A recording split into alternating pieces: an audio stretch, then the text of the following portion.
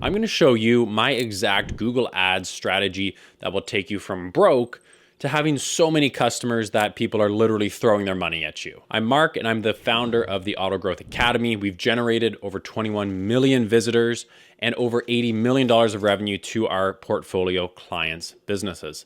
But don't just take my word for it. I'm actually going to show you behind the scenes in one of our clients' Google Ads accounts right now. Okay, so you can see in the Google Ads account right now, you can see we've generated almost 500 conversions. This is sales calls in the last 90 days and at a cost of roughly $36 per sales call.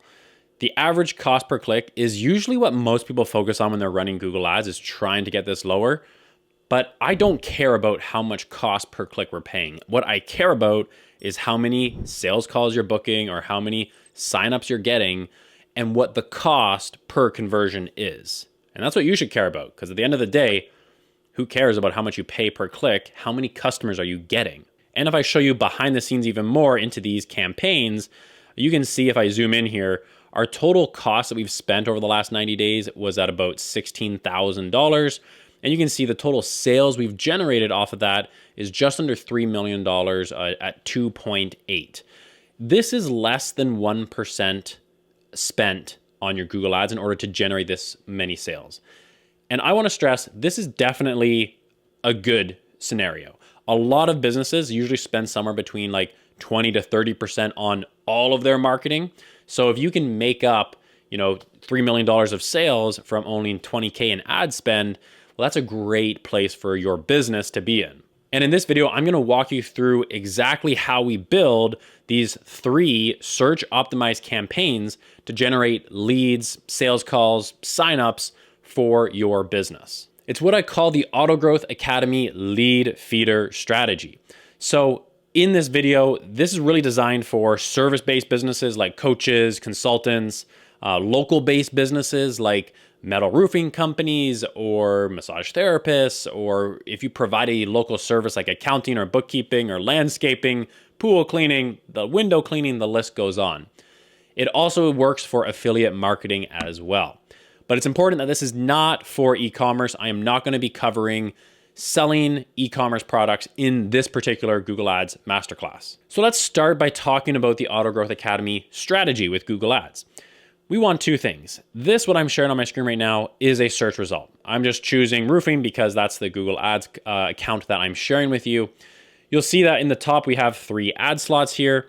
We then have a local map pack, and then we have the organic search results, which you get to you doing search engine optimization, which I'll cover in a future video. So subscribe to my YouTube channel or join the Autogrowth Academy waitlist if you want to see how we do that. But when it comes to Google Ads, I want 2 things. Number 1, I want to get as many clicks as possible from very high intent searches. And number 2, I want to then get leads. So that's really what our strategy boils down to is step 1, let's get in this very first top ad slot here. The more often we can appear here, the better, because most people are going to click on the very first result, or they're going to scroll down and choose one of the organic results in the map pack or in the website listings. So step 1, our first campaign that we're going to build is a campaign that's specifically designed to get in this top ad slot as much as possible. And then step 2, we're going to build out 2 campaigns to get us as many leads as possible. Now, before we go building out your campaigns, we need to match your keywords with your landing page. I cannot tell you how many entrepreneurs I work with who are struggling with your Google Ads account, who come to me and are generating a whole list of hundreds or thousands of keywords and sending it all to the homepage. Listen, that doesn't work, right? If you are selling landscaping services for the backyard, then you should be driving people to a page that shows them all about backyard landscaping. You should not be showcasing deck building on that page. That wouldn't make sense, right? If people are clicking because they're looking for backyard landscaping, give them what they're searching for. I can't tell you how many times I see this, and this is a big reason why a lot of people's Google Ads accounts fail. So it's really important that this keyword list that you select is high intent, which means someone is very likely to be buying your service, and that it also matches the landing page that people are going to be visiting after they click on your ad. Within our ad account here, we have roughly 30 keywords, and really only about 7 of them are actually like our top performers. And like we could, if we did the Pareto principle 80-20 on this, we could really run these entire 2-level campaign strategy with just 7 keywords, and we'd get roughly the same results. So you will have to narrow down over time exactly how to do that. And I'll explain how we go about optimizing your Google Ads account on a weekly basis at the end of this video. So make sure you stick around for that. Step 3 is to match your landing page, the content and the offering you have, with roughly what else is out there. So let's go back to this roofing example. If I'm in Chicago looking for roofing companies, you can see that, people are mainly going to residential roofing pages here. So if I said only did commercial or industrial roofing solutions, I would probably, want to make sure that most of this is residential. You see 1 listing here, 2 listings with commercials. So that is sometimes applicable. But really what I'm trying to do here is illustrate that when you have a landing page and you're building it out either to rank organically or to also perform well in Google Ads, you literally do a Google search for it, come into the web pages and look at what else is out there. And usually the ones that are doing organically are actually performing well. So I actually can't get to that one, but let me try getting into this one. So you can see that, here they go. They're talking about how they're fully licensed. They're an insured as well. And then they have a call to action, right? It's commercial, residential, pick which one you're going to next. And so obviously they showcase all their services here. So replacement, repairs, maintenance, siding, masonry, gutters, that's fine. But again, people are mostly coming on here for roofing. You can see they also have logos of companies they've worked with. So this is and then a gallery too, right? So if your landing page is like dramatically different from what else is ranking organically, then you have a problem. So that's why my 3rd step is to really ensure that your landing page is roughly similar to what else is out there. I'll give you a bad example. We were working with an educational company that developed curriculums, and they were trying to sell a very expensive video course in a curriculum to the general market. The problem was that when we did a Google search for the keywords we were targeting, pretty much everything out there was like under $100, and it was just the manual, just the workbook that people would get. So we said, well, instead of trying to sell this $500 video course and all this package and this massive package, we should probably have our landing page and the product that we're offering match roughly what else is out there in the search results. We did that, and instantly their business started to see sales. Step 4, we are ready to build our first campaign. So this campaign, the objective is to secure that top ad slot. And this is how we do it. If you want this full checklist, I'll leave a link in the description below for you to grab this checklist for yourself.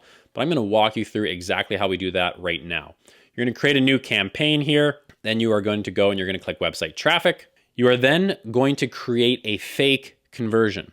Now it does have to fire before you do this. So literally I name this fake conversion. I just set it up through Google Tag Manager to say, hey, just track any page view. And then after I'm done building this campaign, I then turn it off. And I'll explain why I do that in a moment. But I will change these conversions. I'll remove all of these until I just have my type of conversion that is my fake conversion. And the reason why I do this is because once this campaign is built, Google's AI is going to panic. Google's AI is going to see this campaign and say, oh my God, they said we want these types of conversions. I'm not seeing these conversions come through because we turned off the actual conversion tracking after we published it. And so when Google Ads does that, it basically panics and says, I need to get these people leads and customers, or otherwise they're going to cancel their account. And so by setting your first campaign up with a fake conversion, you are actually kind of tricking Google's algorithm in order to give you that top slot because they're so afraid that you're going to leave. So we set that up, we go to continue. Your campaign type for this, we're only doing search. And then you can put in your website for ways you like to reach your goal. And then you can continue the campaign name. I label this one L1. So I know this is my first one. I usually put in my primary keyword here. So it could be like metal roofing. And then I also put in my ad budget too. So this is actually 20% of our ad budget. For focus, you want to focus on clicks, not conversions, and you want to leave maximum cost per click off, and then you can click next. And now you want to start off by unchecking both of these network boxes. These are just shitty leads, so I would just not check any of these. And under location options here, I always drop this down, and actually you want to include presence if you are a local business, or if you're a tourism business, you might want to consider presence or interest. Because if you do presence or interest, and let's say you're a metal roofing company, just as to continue with my example, and you service Chicago, there's a lot of people interested in Chicago, right? There's a lot of people who are maybe traveling to Chicago and looking to book hotels and that stuff, who are, interested in Chicago, but they are never going to buy a roof from you. So it's not worth even targeting those people. So if you're a local business, only select presence. Unless you're a tourism business, then select presence or interest. Or if you are a service-based business, like say a bookkeeper and can service the entire US, then you can just select presence or interest. You don't need to add anything for audience segments. Broad match keywords, this is just going to be set to off by default here, which is completely fine. Automatically created assets, I like to select this off, but you can most definitely do with it on too. And then we're going to go next. And then you are going to put in your final URL. Again, that landing page that matches the keywords you're going to put in. Then you're going to put in the keywords in here. You're going to build your ad copy, and then you are all done and ready to go. A few things on this. My L1 campaign, I set it for a budget of 20% because we are basically going to overpay in order to secure this top ad slot. And then what I also want to do is, if it's possible and applicable, you can also dissuade people from clicking on your ad. The beautiful thing about Google Ads is that you pay per click. So if you can be very specific in your ad headlines and your descriptions on who it is you service, and more importantly, who you don't service, then you can literally deter clicks and therefore save money and then really attract more of the right customers. And now that really is it depends on what your product or service are offering. So use this advice with caution. Now, after publishing this campaign, you're going to want to select all the keywords and switch it to exact match. And then you want to disable the fake conversion. And then you're also going to want to select all your keywords and do max bid. So I'll show you how to do that right now. So let's say we were in this one. I'm going to select my campaign. I'm then going to go through to my keywords here. And now I can select all of them because I already have the right campaign selected. I'm going to go to edit, and then you can change match types. So you're going to change all match types, and you're going to do from broad match to exact match. And I've already done that because you can see these are all set to exact match here. And you're also going to edit these, and you are going to change max CPC bids. And you're going to say raise bids to top of page CPC. So you can select that and press apply. And then you're going to go into your Google Ads, and then you're going to go into your Google Tag Manager and disable your fake conversion that you set up specifically for this L1 campaign. Step 5 is your L2 campaign. Now, again, the purpose of this campaign, if we go back up to the top here, our overall strategy here is, where's our overall strategy? Our overall strategy here, again, the purpose of our L2 campaign, if we go back to our overall strategy with our Google Ads, is number 1, to get the top ad slot. That is doing the job from our L1 campaign. And number 2 is to get the most leads. That's what our L2 campaign and then our branded competitor campaign are going to do. So for our L2 campaign, we go through almost the exact same setup as our L1, except we switch a few things. Number 1, instead of traffic, we want leads. And for the conversions, you are going to assign a real conversion. Now, a lot of you do not have conversion tracking set up at all. Some of you do not have it set up properly. You want to ensure that the only conversions you track are actions that you really care about. The amount of times I see people who are tracking clicks or page views is ridiculous. I don't care if someone navigates on my website. I want them to book a call with me. I don't care if somebody, tries to phone me. I care if somebody signs up for my waitlist. Whatever your end goal is, that should be the conversion that you set up and track it. And if you don't do this step properly, then your Google Ads AI, which is super powerful, will not work at all. The campaign type will also be a search.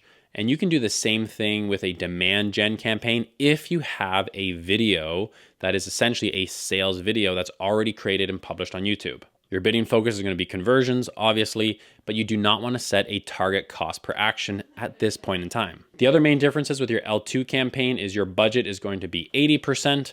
And then after publishing, you should go to your keywords list and ensure that they are all selected as broad match. And again, bonus points if you can have headings and ad copy that dissuade people from clicking on your ad. Now, step 6 is running a competitor campaign. And this is really easy. You set up a campaign to get you leads. The keywords you're targeting are just literally your competitors' names, and you are going to set it up with a real conversion tracking. I would only assign 10% to this, and I would have your headings be really dissuasive. The metal roofing is a great example where you can say, hey, stop overpaying for bad looking shingles, get a new metal roof. So that's a way that you can have dissuading headlines. And so that way when people are in the market to buy, right? Like roofing is a great example of this is a high ticket product. So you do not necessarily want to be attracting everybody. And the buying cycle is long, right? So people do research for weeks, sometimes even months before they make a purchase, like replacing their roof for $20,000. So if you can get exposure to your competitors, people who are searching in the market or are maybe dissatisfied with a brand that they're already looking at, are then more likely to click on your ad. You can see in this Google Ads account, we have only been running this competitor campaign for about a week now, but we have already landed leads. We've landed about 2 sales calls here in the last week from these competitor campaigns, which is awesome. And that's roughly going to land us at least 1 job and $12,000 of revenue. And step 7, the most important step after you've built out these 3 campaigns, is that you come in to your Google Ads account every single week and you check for these 5 things. And I walk you through this exact 5-step optimization protocol in the Autogrowth Academy. And if you don't do this, your costs very well may spiral out of control. And this is where we see a lot of people coming to us because they're starting to spend more on Google Ads, but they're not getting any more results. So they come to me crying and they're like, Mark, why are my costs going up, but I'm not getting more leads?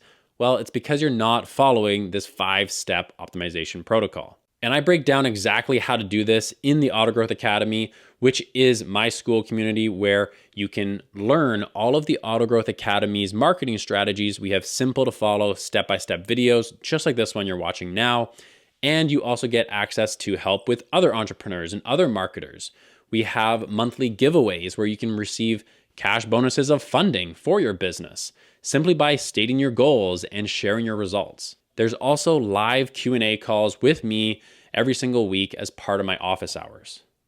So if you're stuck, you can always come to one of those and get your questions answered. And you can join the waitlist for the Autogrowth Academy right now by scanning the QR code here or using the link down below this video. Joining the waitlist is completely free, and if you're a good fit, when the time comes, you might have the opportunity to join the Autogrowth Academy. And once you're in, you're going to be able to build and manage and optimize Google Ads campaigns just like this.